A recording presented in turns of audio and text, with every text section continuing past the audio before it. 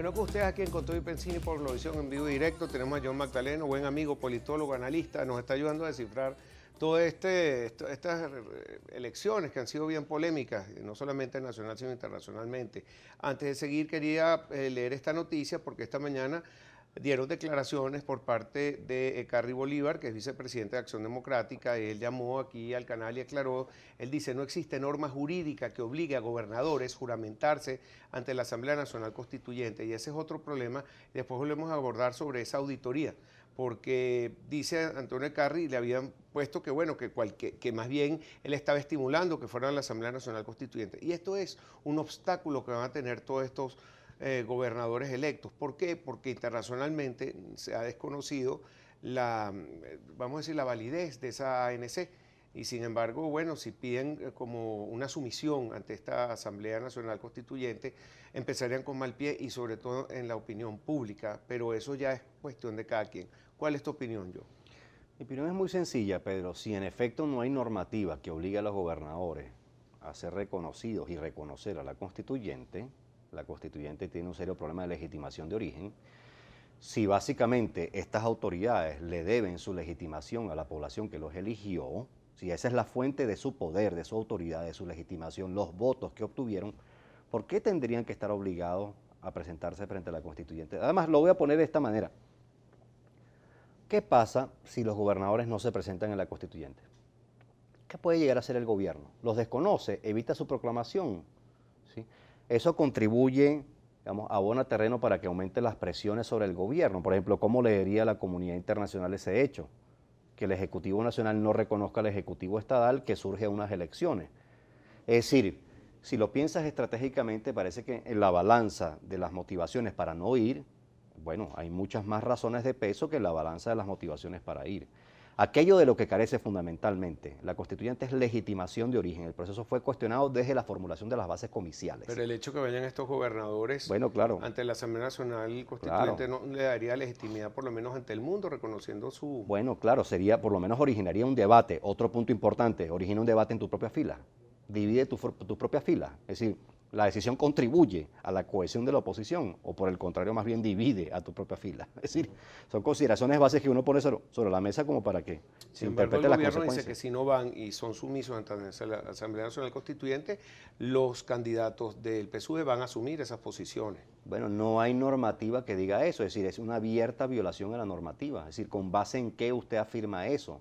Eso es un exabrupto del presidente Maduro, como muchos de los que hemos escuchado en los últimos meses. Eso no aparece en ninguna normativa. Ajústese a la ley, presidente Maduro. Ajústese a la Constitución. Ajústese. Usted reclama legitimación de origen, entonces ajústese a la ley y a la Constitución. Sin embargo, bueno, se presentó hoy la presidenta de esa Asamblea Nacional Constituyente, Delcy Rodríguez, en rueda de prensa, y junto también a la presidenta del CNE, que de alguna manera pone en duda también un poco la transparencia del proceso. El mismo mensaje para la presidenta de la Asamblea Nacional Constituyente: ajústese a la ley y a la Constitución, no se le pide más nada, ajústese a la ley y a la Constitución, así de sencillo, Pedro. Es decir, es un momento en el cual, vamos, los factores que desean el inicio de una transición hacia la democracia se tienen que plantar, pues. Así de sencillo, es decir, bueno, que se va a legitimar el abuso. No se puede legitimar el abuso. Por ejemplo, tengo otros titulares. Consejo Legislativo del Zulia le está exigiendo a Guanipa que se juramente ante la Asamblea Nacional Constituyente. Esto fue la presidenta del Consejo Legislativo del Estado, Magdeli Balbuena. Invitó a respetar la Constitución, indica que todos los poderes constituidos estamos subordinados. ¿En qué parte de la Constitución se establece eso? ¿En qué parte de la Constitución se establece eso? Ajústese a la Constitución. De paso, aquí quien ha violado algunas garantías procedimentales básicas de elecciones es el CNE. Hay que decirlo con todas sus letras. Otro más, Parlamento tachirense no reconocerá a Lady Gómez, que ganó con un amplio margen, sino seguramente ante la Asamblea Nacional Constituyente, y sin embargo abrieron paralelamente una cantidad de cargos al gobernador actual, Bielma Mora, que es como que si pierdes no importa porque igual te vamos a dar todo el poder, y hasta en la Casa de la Gobernación parece que se lo dieron. Bueno, el mismo mensaje para el Parlamento Estadal en el Táchira: ajustense a la Constitución y a la ley. Es tan sencillo como eso. Yo puedo entender que se piense en las consecuencias eventuales de la no proclamación, pero ¿quién pierde más? Eso es así. ¿Quién pierde más? También en el ¿Esto es un problema de cargo o qué? Sí, vamos, ¿esto es un problema de cargo? ¿Conservar la gobernación o es un problema de socavar las bases del régimen autoritario para facilitar digamos, la transición hacia la democracia? ¿Sí? ¿Cuál es el objetivo de fondo? ¿La preservación del cargo de la gobernación o facilitar el proceso de inicio de la transición hacia la democracia? Ese es el punto de fondo. Así es. Bueno, hoy también uno de los temas que trató Henry Ramos Galupe en el programa de Vladimir, aquí en Globovisión, dice que cuestiona un poco los planteamientos que hizo Almagro, el secretario general de la Organización de Estados Americanos, donde decía una cantidad de cosas que no estaba de acuerdo con estas elecciones. Dice Luis Almagro sobre la participación de la MUD, dice, yo creo que, Ramos Galupe, yo creo que Almagro está completamente equivocado porque cuando nosotros fuimos a estas elecciones parlamentarias era que estábamos convalidando al gobierno. Por ello exhorta al representante del organismo internacional a repensar su declaración, ya que la propia comunidad internacional sabe que participar en estas condiciones es una situación terrible. Entonces, no sé, hay como una especie de contradicción. Bueno, sobre esa materia, en particular sobre esa declaración del secretario general de la OEA, Luis Almagro, respecto del comportamiento de la oposición, me pareció, honestamente, lo digo incluso en ánimo constructivo, me pareció un exceso. Es decir, ¿cómo es esto que el secretario general de la OEA le intente sugerir latentemente a la dirección opositora cuáles son los cursos de acción que tiene que seguir? Es decir, ¿cómo es eso que le esté diciendo la estrategia que tiene que seguir? De paso, si el secretario general de la OEA, Luis Almagro, piensa que la oposición no debe participar en elecciones, entonces, ¿qué propone? ¿Qué propone? Es decir, ¿cuál debe ser entonces la estrategia de la oposición?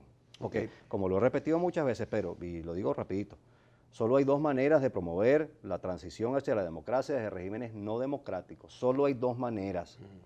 O por un colapso del régimen autoritario, que en lo esencial está mediada por intervención militar, opción que a mí no me parece ni factible ni deseable, porque cuando se produce termina ocurriendo una reversión autoritaria mucho más severa, o transiciones negociadas en las que, por cierto, se pelea una y otra vez sin descanso, sin babiequerismo, diría mi papá, sin babiequerismo se pelea una y otra vez por mejores garantías para la competencia electoral. No es que están dadas, no están dadas, porque están en un régimen autoritario, tiene que pelearlas y tiene que permanecer en esa pelea perseverantemente. Es decir, esa es la lucha, esa es la naturaleza de la lucha. O sea, que se está alejando Venezuela de ese punto de quiebre que podría desembocar en ese cambio de régimen.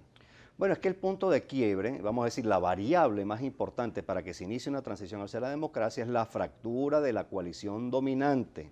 Lo he repetido durante muchos meses. Si no se produce una fractura de la coalición dominante, no se produce ninguna de las dos modalidades de transición hacia la democracia. Entonces, cada cosa que se piense, si asistir o no a la constituyente, si ir o no a elecciones, si pelear en otros territorios como el de la protesta o movilización social, cada cosa que se haga tiene que estar pensada en función de ¿esto contribuye a fracturar la coalición dominante o no? Esa es la pregunta básica. Te tengo que hacer una pregunta nuevamente. ¿Cómo no? Para saber claramente tu respuesta. ¿Esto proceso crees que se dio la mayoría de las gobernaciones ganadas por el gobierno por el abstencionismo o cuál fue la causa? Hubo una combinación de factores, Pedro. Hubo ahí una abstención elevada, pero para mí no es la principal variable porque los niveles de abstención estuvo por debajo del histórico del promedio. En mi opinión es la combinación de la promoción de la abstención, que repito no es la variable más importante. Hay irregularidades severas antes y durante el proceso, lo digo con todas sus letras otra vez para que se entienda, hubo irregularidades severas durante el proceso y antes del proceso, sí, en efecto, hubo, digamos, descuido por parte de la dirección opositora. Este tema de la totalidad de las actas es vital, ¿sí? Hubo excesos por parte de funcionarios en los centros electorales, es decir, es una combinación de varias cosas, Lo importante aquí, Pedro, es lo siguiente. Mire, cuando uno va a soportar, pues yo sé por dónde va tu pregunta va por la dirección de, bueno, John, ¿esto es fraude o no? Dímelo. No es preguntado así. No, pero el debate público gira alrededor de eso, así que aprovecho la oportunidad de tu pregunta para decir, mire, olvídese el debate nominalista, que al final del día es subalterno. El punto de fondo es que en efecto hay condiciones desventajosas, cada vez más precarias, cada vez más difíciles, cada vez más complejas en una competencia electoral para la oposición. Eso está claro, nadie ha negado eso. El punto es cómo usted utiliza la elección como un pivote para socavar las bases del respaldo del régimen autoritario. La elección no es un fin en sí mismo, este es el punto de fondo. Es un medio para descomponer las bases que soportan al régimen autoritario. Por eso es que tú tienes que participar una y otra vez y exigir, por supuesto, mejores condiciones, con cada vez más presión internacional, movilización nacional de calles, y tiene que ser una combinación de cosas. Ahora, fíjate, mi pregunta no iba por lo del fraude, mi pregunta va por esto, porque el presidente dijo hoy a la oposición, con o sin ustedes habrá elecciones en Venezuela. Él reiteró que el oficialismo ganó el 78% de las gobernaciones, aseguró que obtuvieron 54% del voto nacional. Y eso también está afectando al inconsciente colectivo, Claro. sobre todo al opositor, que muchos le dijeron no vayas, y muchos desde fuera, que son los principales, no vayas, que ¿por qué vamos a avalar un fraude? Cuando realmente la gente votó y algunos sitios se ganaron, otros no. Bueno, muy bien, vamos a plantear, eso es un encuadre conveniente, políticamente conveniente para el gobierno. Muy bien, vamos a dar estas cifras, dado que de análisis de datos yo sé alguito. Usted sabía, mi querido amigo, que la diferencia en términos de votos totales entre lo que oficialmente se reporta, es decir, lo que conquista en términos de votos el oficialismo y la oposición, ¿sabía usted que la diferencia fue de alrededor de 750.000 votos? ¿Sabía usted que 200.000 votos correspondieron a las candidaturas que no surgieron de las primarias? ¿Sabía usted, por ejemplo, que eso surge de allí? Vaya restando, le quedan 550.000 votos. ¿Sabía usted cuál fue la tasa de abstención en Baruta, Chacao, El Hatillo, que estuvo muy por encima del promedio histórico? Eso sí hay que decirlo, muy por encima del promedio histórico. Sí, en unos casos por encima del 50%. Ahí es donde pesa más la abstención. Sí, cuando está por encima del promedio histórico, incluso el promedio que se registra en esta elección, que fue de 38.9 aproximadamente. Es decir, ¿sabía usted el peso que tuvo algunas irregularidades, entre otras cosas, porque algunos testigos y miembros de mesa no asistieron? ¿Sabía usted, por ejemplo, que en efecto en algunos estados no se recogió la totalidad del 100% de las actas? Es decir, aquí hay una combinación de cosas, irregularidades de un lado, pero por otro lado no se hizo la tarea al 100% del lado de la dirección opositora. Entonces hay que sacar unos aprendizajes globales, integrales acerca de esta experiencia.